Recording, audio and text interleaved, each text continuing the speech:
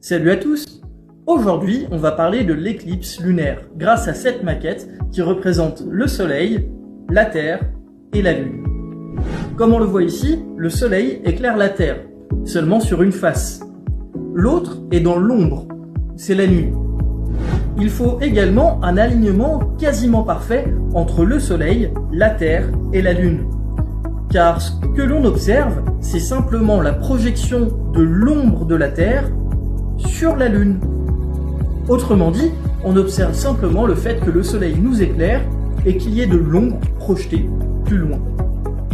C'est le même phénomène que quand vous prenez un objet, vous l'éclairez et vous regardez son ombre sur un mur. Ce phénomène est donc observable lorsque la Lune rentre dans le cône d'ombre créé par la Terre. Et cela se passe en deux temps. Il y a tout d'abord la zone de pénombre en bleu sur la vidéo, où les changements ne sont pas observables à l'œil nu. Mais la zone en rouge s'appelle la zone d'ombre, et c'est lorsque la Lune rentre dans cette zone-là que l'éclipse lunaire est observable à l'œil nu. Bien évidemment, si je vous parle de cet événement, c'est qu'il va arriver dans très peu de temps, plus exactement dans la nuit du 18 septembre 2024, entre 4h15 et 5h15.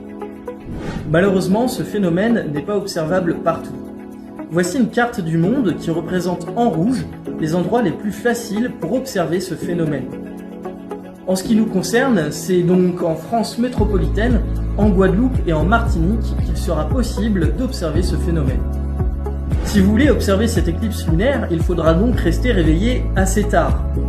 Mais vous n'aurez pas besoin de protection particulière, puisque ce que l'on observe, c'est encore une fois la projection de l'ombre de la Terre sur la Lune. On ne regarde pas en direction du Soleil. Nous n'avons donc pas besoin d'utiliser les lunettes spéciales pour les éclipses. J'espère que cette vidéo vous a plu. Si vous avez des questions sur mes explications ou d'autres sujets à me proposer pour de futurs contenus scientifiques, n'hésitez pas à les mettre en commentaire. On se retrouve une prochaine fois. Salut!